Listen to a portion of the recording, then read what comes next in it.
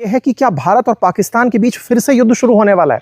यह सवाल मैं क्यों कर रहा हूं, इसको थोड़ा सा आप तथ्यों से रिलेट करते जाइएगा। पहले मैं आपको एक ब्रीफ इंट्रो देता हूं, उसके बाद में हम चलेंगे पूरी घटनाओं पर और उसके और डिटेल एनालिसिस पर। कुछ तारीखें याद करिए। 17 अप्रैल के दिन आसिम मुनीर ने हिंदुओं के बारे में कहा था कि ये हमसे अलग हैं, हमें इनसे कोई लेना देना नहीं है, कश्मीर हमारी जगलर वेन है। 17 अप्रैल को वो आदमी भड़काऊ बयान देता है, टू नेशन थ्योरी के ऊपर आकर के स्टेटमेंट देता है और कुछ ही समय बाद में, यानी कि 5 दिन बाद में 22 अप्रैल को पहलगाम के अंदर हिंदुओं को टारगेट करके हिंसा हो जाती है। क्या आप इस बात को रिलेट कर पा रहे हैं? 17 दिन और फिर 22 तारीख, मतलब कुछ इस तरह के घटना थे कि एक तरफ पाकिस्तान के अंदर बैठे कुछ हुक्मरान कुछ बयान देते हैं और उस बयान का सीधा रिपरकर्शन स्लीपर सेल्स या जो आतंकवादी छुपकर बैठे हैं वो उसे एक संदेश के रूप में लेते हैं, क्योंकि मीडिया उसे सर्कुलेट कर देती है। अब दूसरी घटना पर चलते हैं। ताजा ताजा आसिम मुनीर अमेरिका में बैठ करके भारत पर भौंक रहे थे।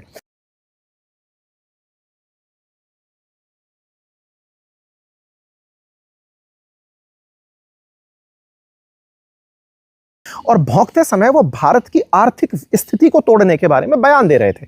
अंबानी को टारगेट करते हुए कुछ उन्होंने इस तरह के अनर्गल बयान दिए, जिससे हमको एक हिंट निकल करके आया कि ये भारत को कुछ आर्थिक क्षति पहुंचाने के बारे में सोच रहे हैं। अब आप जब इसको आर्थिक क्षति के रूप में जोड़ने निकलते हैं तो आइए आज मैं आपको विश्लेषण तक लेके चलता हूं, कैसे आर्थिक क्षति भारत तक पहुंचने वाली है। आप कहेंगे सर पहुंच तो चुकी है, 50% तक भारत पर टैरिफ अमेरिका लगा चुका है। अब आपको क्या नजर आ रहा है साथियों? जो मुझे नजर आ रहा है उसका एक ब्रीफ केवल इतना सा समझ लो, एक सीक्वेंस बोल रहा हूं, इसे जोड़ते जाइएगा। 15 अगस्त के दिन रूस और अमेरिका के बीच में अलास्का के अंदर संधि होने जा रही है, जो कि जेलेंस्की को लेकर के है। अगर वो संधि हो जाती है, पुतिन मान जाते हैं, तो ट्रंप अपनी बात पर जीत जाएंगे। बात ये जिसमें वो कह रहे थे कि मैंने सीज फायर करवा दिया है, और वो कौन सी सीज फायर की बात हो रही है? सीज फायर हो रहा है रशिया और यूक्रेन का, और अगर सीज फायर होता है तो उसके कारण में तलाश आ जाएगा कि मैंने भारत को धमकाया था कि अगर तुम तेल लोगे तो मैं तुम्हारे यहां पर 25% तक टैरिफ लगा दूंगा। परिणाम क्या निकला? टैरिफ के डर से भारत कहीं रूस तक पहुंच करके डोभाल साहब से ये तो नहीं कहलवा दिया कि आप मान जाइए ना, क्योंकि हम पर टैरिफ आ गया है। कुछ ट्रंप इसी तरह के बयान आने वाले समय में 15 अगस्त के बाद देने वाले हैं। आप इस लाइन को कोट करके रख लीजिएगा। यदि 15 अगस्त के दिन रशिया यूक्रेन सीज फायर हो जाता है। अब उसके बाद में मैं फिर भारत पाकिस्तान के युद्ध की क्यों बात कर रहा हूं, उसे मैं रिलेट करूंगा, लेकिन फिलहाल के लिए आप इतना समझ लीजिए कि भारत पाकिस्तान से ज़्यादा ज़रूरी रशिया यूक्रेन में पुतिन का इस अलास्का की मीटिंग में विजयी घोषित होकर निकलना ज़रूरी है।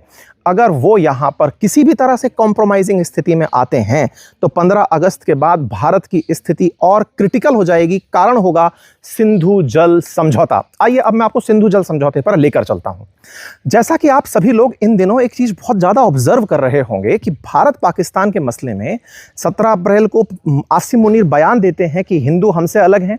17 अगस्त को बयान देते हैं, कश्मीर को जगलर वेन बताते हैं। 22 अप्रैल को भारत पर पहलगाम में आतंकी हमला हो जाता है, हिंदुओं को टारगेट करके हमला किया जाता है। ये जो हमला हुआ, इस हमले के कुछ ही दिन के अंदर भारत ने इंडस वाटर ट्रीटी को पॉज कर दिया। कहा कि अब हम पाकिस्तान के साथ 1960 में हुई उस ट्रीटी को नहीं मानते, हम इंडस वाटर को अपने हिसाब से यूज करेंगे। लेकिन क्या आपने ऑब्जर्व किया कि मई की घटना से लेकर अब तक, हम मई से लेकर के जब अब आज की बात कर रहे हैं, तो अब तक में इंडस वाटर ट्रीटी को लेकर ज्यादा भड़काऊ बयान नहीं आए थे। हाँ, बीच बीच में बिलावल भुट्टो जैसे भुट्टे भौंक रहे थे कि उनको कहना था कि हाँ भाई, अगर आपने पानी रोक दिया तो हम खून की नदियां बहा दें। पूसा कश्मीर में हुआ, मगर भारत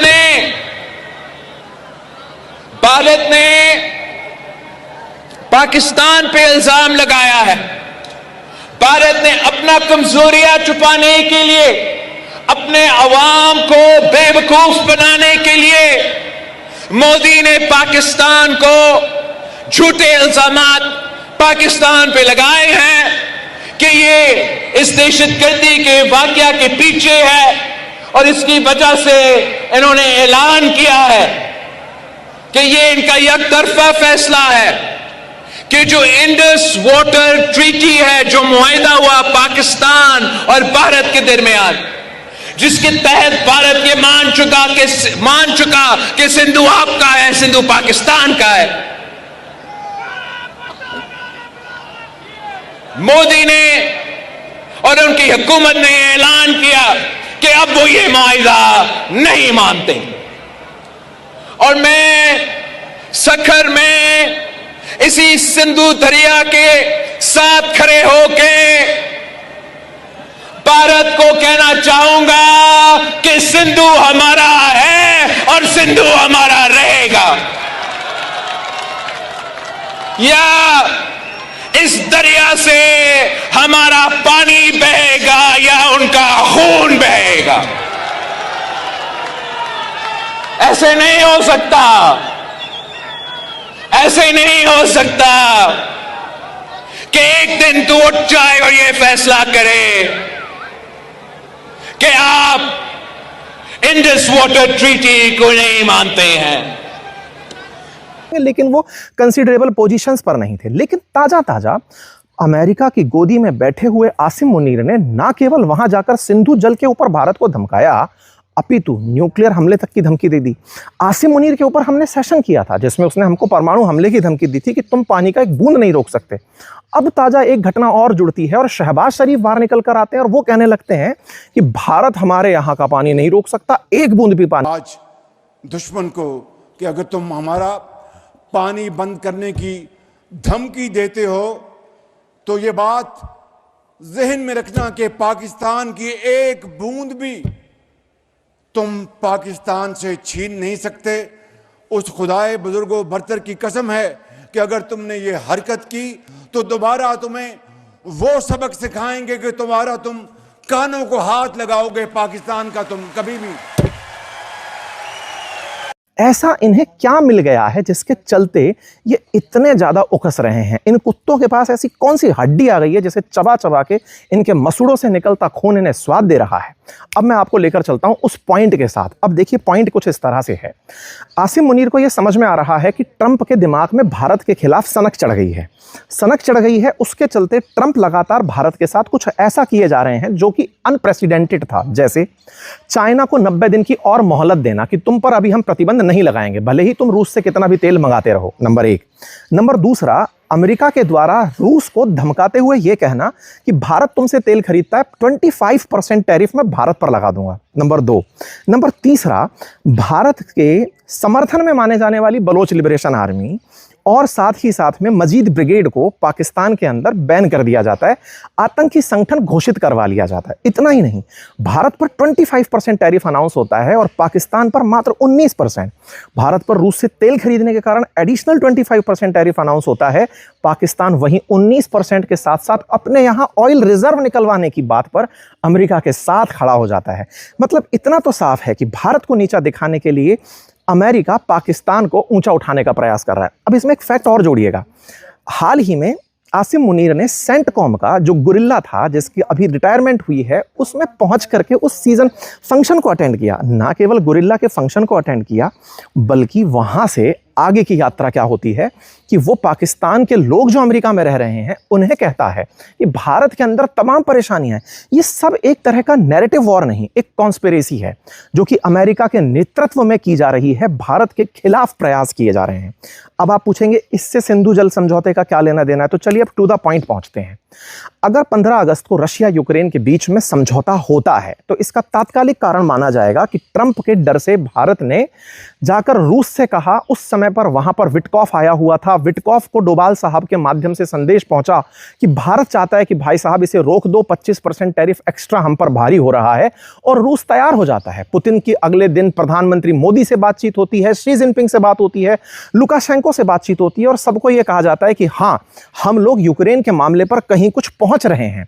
न्यूज सर्कुलेट होने लगती हैं। हाल ही में ट्रंप का जो बयान है उसे देखकर यह लगता है कि वो एक तरह से पुतिन को छेड़ रहे हैं, ये कहते हुए कि 8 अगस्त को सैंक्शन लगना था, लेकिन उससे एक दिन पहले ही हमारे पास फोन आ गया और मैंने अपना मीडिएटर वहां भेज दिया। कौन मीडिएटर भेज दिया? विटकॉफ को अमेरिका वालों ने रूस भेज दिया। अब एक और प्रश्न यहां जोड़ते हैं, अगर यह कहानी घट जाती है, कौन सी कहानी? अगर यह स्थिति बन जाती है कि रशिया यूक्रेन समझौता होता है तो ट्रंप के पास एक सूत्री कार्यक्रम रहेगा, भारत पाकिस्तान में पाकिस्तान को विजेता घोषित करना। अब आपके दिमाग में फिर प्रश्न आएगा, पाकिस्तान को विजेता घोषित करने के तरीके क्या होंगे? तरीका यह होगा कि पाकिस्तान हमसे कहेगा कि मुझे इंडस वाटर का पानी चाहिए, इंडस वाटर चाहिए, ट्रीटी का वायलेशन नहीं हो सकता। अब आप कहेंगे अमेरिका का क्या लेना देना है? अब अमेरिका के लेने देने को समझिए। देखिए क्या है ना कि अमेरिका ने ही 1960 में वर्ल्ड बैंक के माध्यम से, टेक्निकली हम बोलते हैं कि वर्ल्ड बैंक ने अमेरिका और भारत और पाकिस्तान के बीच में इंडस वाटर ट्रीटी कराई थी, लेकिन वास्तविकता में आपको जानकारी हो कि वर्ल्ड बैंक में 15% स्टेक होल्डर अमेरिका है। 28 बिलियन के प्रोजेक्ट्स इंडिया में वर्ल्ड बैंक द्वारा ऑपरेटेड हैं। अब होगा ये कि इंडस वाटर ट्रीटी को जैसे ही आप वायलेट करने की बात करते हो, आपको धमकाया जाएगा कि आपके वर्ल्ड बैंक के प्रोजेक्ट रोक दिए जाएंगे, यानी सीधा सीधा 28 बिलियन डॉलर का प्रोजेक्ट आपका रोक दिया जाएगा। ये सेकंड धमकी होगी। तीसरा, आपने चूंकि वर्ल्ड बैंक की मध्यस्थता को खारिज किया है, इसीलिए आपको पानी तो देना ही होगा अगर वर्ल्ड बैंक से मदद आपको चाहिए, क्योंकि फिर से मैं बता दूं कि वर्ल्ड बैंक का मुखिया एक अमेरिकी होता है। अमेरिकी शेयर्स वहां बहुत ज्यादा मैटर करते हैं।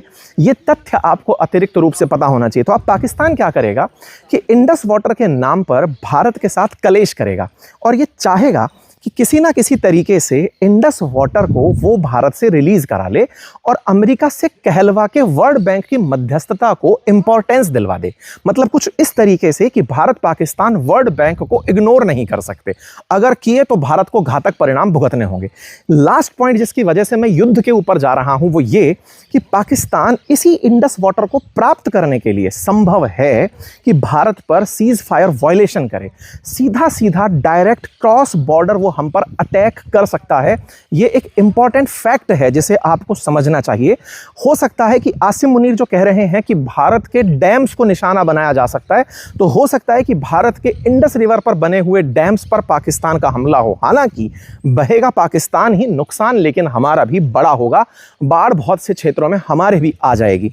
तो आने वाले समय में अमेरिका और ज्यादा खुलकर पाकिस्तान के साथ जाएगा। कुल मिलाकर के इस पूरी कहानी का सार अगर मैं केंद्रित करने निकलूं तो वो एक ही जगह जा रहा है कि 15 अगस्त के दिन रशिया यूक्रेन के बीच हो रहे समझौते में पुतिन विजेता की भूमिका में अगर निकलते हैं तो भारत का भविष्य सैंक्शंस की तुलना में सुरक्षित होगा। हो सकता है कि अगर पुतिन विजेता बनकर निकलते हैं तो हमारे लिए भी जो हमारे सैंक्शंस हैं या फिर कहिए जो 25% का एडिशनल टैरिफ हम पर तेल खरीदने की वजह से लगा है वो न्यूट्रलाइज हो सकता है। अगर किसी तरह से ट्रंप हावी होते हुए दिखते हैं, ट्रंप विजेता बनकर यहां पर निकलते हैं, तो ये देखने वाली बात होगी साथियों। और ये बहुत इंपॉर्टेंट होगा आप सबके लिए जानना, क्योंकि अगर ट्रंप पुतिन को दबाने में कामयाब हो गए, यूक्रेन का पक्ष रखने में कामयाब हो गए, तो दुनिया को संदेश सिर्फ इतना जाएगा कि हमने तेल के लिए मना किया था, भारत पहुंचा सीधा वहां जब विटकॉफ थे, डोवाल साहब का संदेश गया, पीएम मोदी से पुतिन की बातचीत हुई, पुतिन तैयार हुए तुरंत जाने के लिए 15 अगस्त को अलास्का, और उसकी वजह से ये सारा काम हुआ। तो अमेरिका कह पाएगा कि इंडिया की नस आसानी से दबाई जा सकती है और अगली नस दबाने के लिए वो वर्ल्ड बैंक को ही पावर देकर कहेगा। तो आपको क्या लगता है, 15 अगस्त पर अपन सबकी नजरें हैं। भारत के लिए न केवल आजादी बल्कि आर्थिक आजादी के लिए भी एक गौरवशाली क्षण होगा या चिंता का विषय, मुझे कमेंट बॉक्स में जरूर बताइएगा। यह था मेरा विश्लेषण। जानकारी पसंद आई हो तो अपने साथियों से जरूर साझा कीजिएगा। चैनल पर नए हैं तो सब्सक्राइब कर लीजिए। और हाँ, चूंकि मैं इस समय इजराइल में हूं तो मेरे जो वीडियोज हैं वो आप लोगों को अगर ऑफ कैमरा देखने हैं तो मैं बनाकर आपके सामने डाल ही रहा था, लेकिन आप में से बहुत से लोगों की डिमांड थी कि आप ऑन कैमरा आकर के वीडियो शूट कीजिए। मैंने आपके सामने शूट किया है। ये तरीका पसंद आया हो तो जरूर प्लीज़ बताइएगा। Thank you so much.